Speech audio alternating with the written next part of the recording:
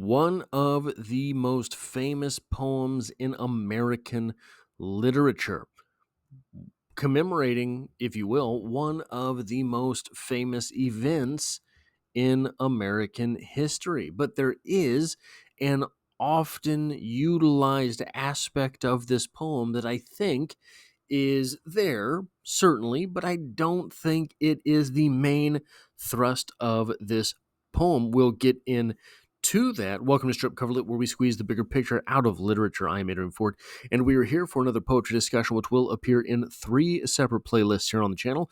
Number 1, the Poetry Discussion playlist, now approaching 700 videos. Number 2, the Walt Whitman playlist, a playlist of videos dedicated to Walt Whitman. And number 3 being 30 must-read poems. All of the 30 must-read poems have a specific kind of flow, an intro that goes into a bio, which we will hit next, and then a recap of the type of poems for which this writer is known, before finally that third element being an analysis of the poem itself. So, who was Walt Whitman? Walter Whitman Jr. was born May 31st, 1819, in West Hills, New York. His parents, Walter and Louisa Van Velser, were Quakers, and as they were Quakers, Walt was the second of 9 children. The family struggled financially and did not firmly plant roots during Walt's childhood. Walt quit school at 11 to help his family financially. He was a low-level assistant for a law firm before becoming an apprentice. Later, continuing his bent toward a literate type of employment, he became what was known as a printer's devil, which sounds strange for a Quaker, and it was a difficult job and actually an extremely storied position in general. The ranks of printers' devils through history includes Ambrose Bierce, Thomas Jefferson, Benjamin Franklin, Mark Twain, and many others, as well as a man named Johann Fust, whose story goes all the way back to funding the original Gutenberg press and may have indirectly inspired Marlowe's story of Dr. Faustus.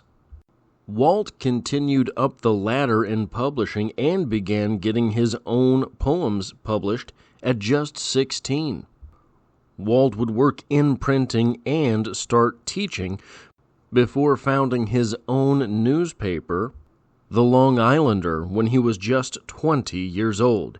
He ran the paper for 10 months and then he sold it. Then Whitman sort of bounced around the world of publishing and occasionally teaching and publishing his own work with seemingly the same scattershot focus before the New York Sunday Dispatch would publish his serial novel, Life and Adventures of Jack Ingle, in 1852. And in 1855, Whitman's crowning achievement, Leaves of Grass, would hit the press. Whitman self-funded the first 795 print run. The reaction was nuclear. It was derided as a profane and pornographic work. Whitman was personally insulted. It is even conjectured that later in life Whitman would lose jobs as people found out that he had published Leaves of Grass. But it also drew praise from the likes of Henry David Thoreau, William Michael Rossetti, and Ralph Waldo Emerson, who called it the most extraordinary piece of wit and wisdom that America had yet contributed. Very high praise considering Moby Dick was published 4 years prior. Shortly after Leaves of Grass was first published, Walt Sr. died. Whitman, now graduated to the eldest man in his family and an expert in manliness, published Manly Health and Training in 1858 under the alias Mose Velsor. And if you're an American history buff and you hear the year 1858, you know what's coming. And Walt Whitman published Beat, Beat, Drum in the summer of 1861 as encouragement for Union troops. It was a tumultuous time for the Whitman family as well. His brother, George, served and was captured. He had to commit his brother Jesse to Kings County Lunatic Asylum, and his brother Andrew died of consumption. Not to mention the fact that Walt was hired into a government position and then fired from his post. His writing career, however, had one more hurrah left during his life, as he wrote "O Captain, My Captain" after the assassination of Abraham Lincoln. In 1873, Walt Whitman suffered a stroke, and his health never recovered. Still, he would remain active and social before editing what is now known as the deathbed edition of Leaves of Grass in 1891. March 26, 1892, Walt Whitman died, aged 72 years old. Walt Whitman is known most for literary realism and transcendentalism. So what is literary realism? It is a literary movement that represents reality by portraying mundane, everyday experiences as they are in real life. It depicts familiar people, places, and stories primarily about the middle or lower classes of society. Literary realism seeks to tell a story as truthfully as possible instead of dramatizing or romanticizing it. And finally, transcendentalism. Transcendentalism is an American literary, philosophical, religious, and political movement of the early 19th century centered around Ralph Waldo Emerson. Other important transcendentalists were Henry David Thoreau, Margaret Fuller, Lydia Marie Child, Amos Bronson Alcott, Frederick Henry Hedge, Elizabeth Palmer Peabody, and Theodore Parker. Stimulated by English and German Romanticism, the biblical criticism of Herder and Schleiermacher, and the skepticism of Hume, the Transcendentalists operated with the sense that a new era was at hand.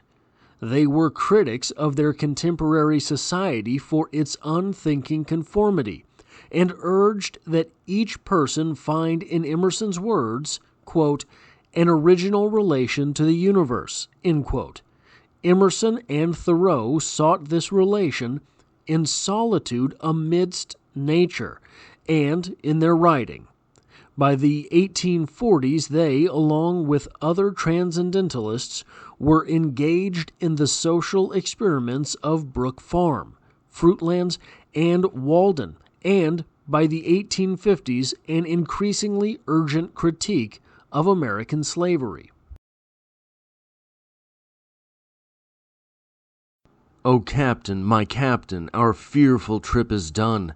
The ship has weathered every rack. The prize we sought is won.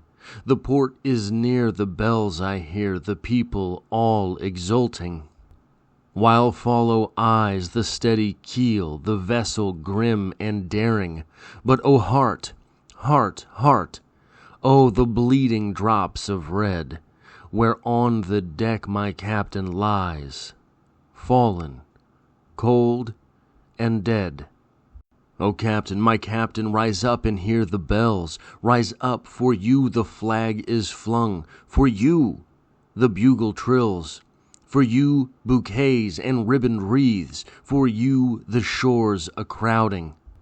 For you they call, the swaying mass, their eager faces turning. Here, Captain, dear father, this arm beneath your head. It is some dream that on the deck you've fallen, cold and dead. My Captain does not answer. His lips are pale and still. My father does not feel my arm. He has no pulse nor will. The ship is anchored, safe and sound, its voyage closed and done. From fearful trip the victor ship comes in with object won. Exult, O shores, and ring, O bells. But I, with mournful tread, walk the deck my captain lies, fallen, cold, and dead.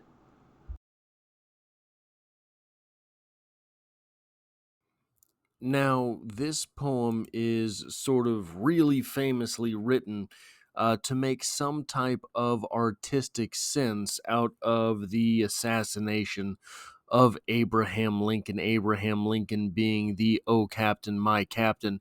The speaker here, um, is this Walt Whitman? Is this the nation of the United States?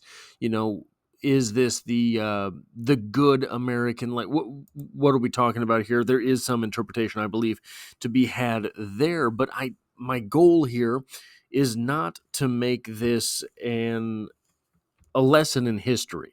That is not what I want to do here, because I think that the lesson here is bigger than that, and the lesson being bigger than that is kind of the point of this poem. Now, a lot of times the conversation around this poem circles around grief. The speaker here is grieving. Oh, heart, oh, heart, heart, heart. Um, the speaker here is rueing what has happened. I don't know that that is the correct emotion for our speaker here. I think what our speaker here is saying is slightly different than that. What I want to talk about in order to get around to that idea from our speaker is the idea of sacrifice. This poem, in my opinion, is largely about sacrifice. Abraham Lincoln had a mission. Abraham Lincoln's mission was very dangerous because there were a lot of people who did not want did not want the slaves to be freed, did not want the bigger central government, all sorts of things. All sorts of things were leading to the fact that there would be violence, and a lot of it. A lot of it. And there was going to be sacrifice. For Lincoln to do these things was very dangerous for Abraham Lincoln. In this way, his assassination sort of made full circle a self-sacrifice. Came full circle to a full self-sacrifice, because there are levels of self-sacrifice, right? You can sacrifice elements of the self. You can sacrifice time of the self, but not the entire self. Abraham Lincoln, in this way, was a full self-sacrifice, the same way that in the poem, the captain made the full self-sacrifice in whatever mission it is that these individuals here have been on. So let's talk about this on sort of a personal level a little bit more. The idea of sacrifice. I think that the idea of sacrifice is something that we don't pay enough attention to, perhaps, in today's society. And I don't mean this, I keep having to bring this up in this series. I don't mean this in a back in my day, we had to walk uphill both ways. That's not what I mean. I think that probably this goes back pretty far, because we have had things so good for so long. Sacrifice has not been necessary.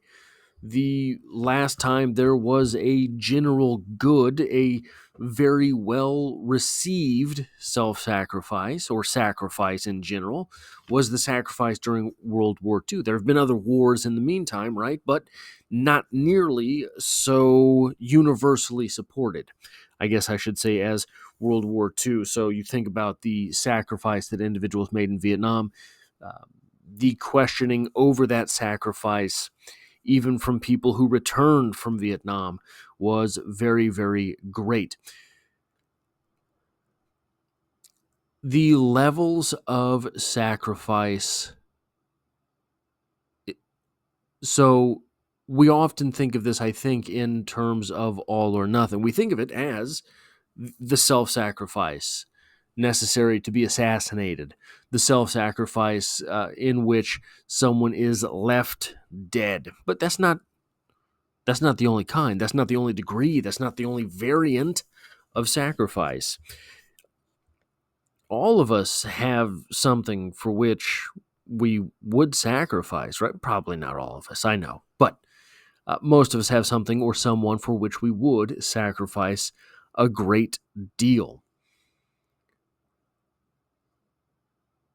The question in this case is, how do we stop the big sacrifice from having to be made? Maybe there's no real way, right? Um, with Abraham Lincoln in the Civil War, perhaps there was no real way to bit and piece that. But I think that for many of these things in our lives for which we might sacrifice, those bits and pieces can be made in serviceable ways such that the big sacrifice does not have to be made. You see parents who have wayward children, and there is a cataclysm in that child's life, and the parent will gobs of money, their entire 401k, whatever it is, right? Lose the house, accept the blame, and be the one that serves jail time. But if you sacrifice a little bit, a few hours each day for your child, maybe it never gets there. I'm not making a point as a parent. I am not a parent, but those things are the same in all of our lives. You get yourself health wise to the point where all of a sudden you're diabetic and you can't have any of the foods that you like. You have to sacrifice all of those foods or your life goes, right? Or you sacrifice an hour to walk every day. You sacrifice the occasional, well, probably more than occasional if you end up with diabetes, right?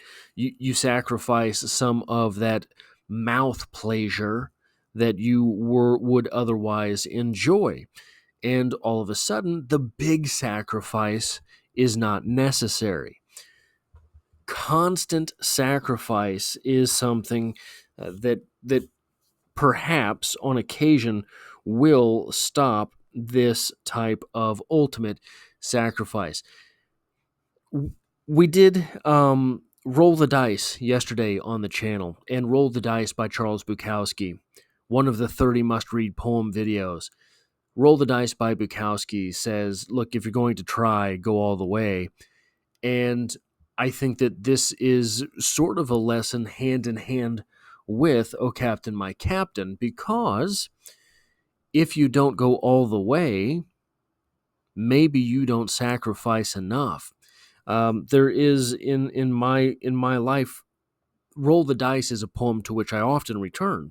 That's why I put it in this series, 30 must-read poems, because it reminds me, it gives me that little kick in the butt that, hey, fella, you might not be working hard enough. You might not be doing enough.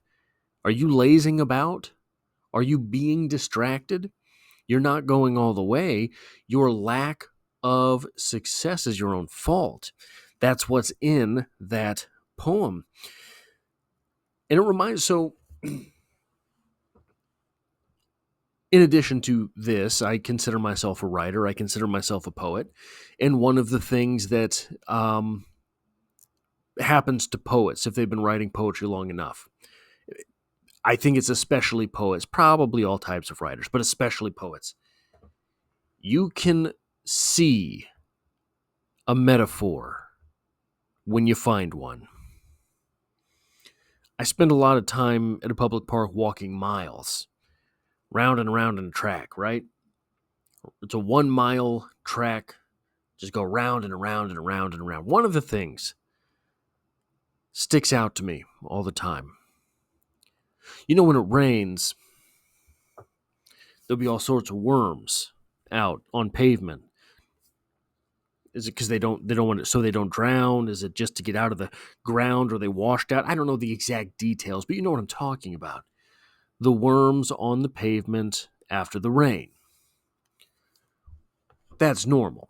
But sometimes a worm gets lost.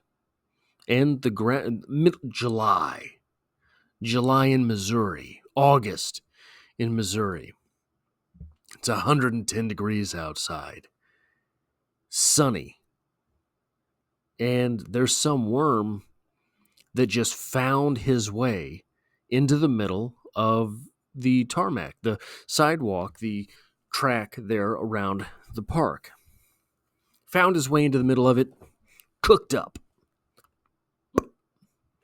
stuck right there in the middle of the concrete, didn't have the juices to get across.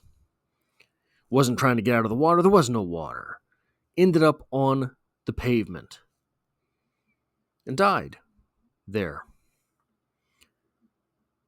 Every time I see that happen, every time it goes up here, and it becomes one of those moments where I have to ask myself, am I sacrificing enough? Why? Well, the metaphor there is that worm died in the least advantageous spot for nature. He didn't die in the soil, didn't return to the soil. He didn't die in a bird's mouth, helping the nutrition of the bird for future bird generations. No, he died in the middle of concrete. Whatever the pavement is. He died right there. Now, eventually particulates of that worm are going to wash back onto the grass, and obviously evaporate, all sorts of things, right? But the metaphor, I think, is still there. This worm in the middle of pavement, surrounded by this halo of juices that has died there, not finishing his work to get to the other side of the pavement, and not being sacrificed into the soil for that next blade of grass to be nice and hardy, not sacrificed into the belly of a bird so that next generation of birds can be birthed. None of that. Fallow upon the ground.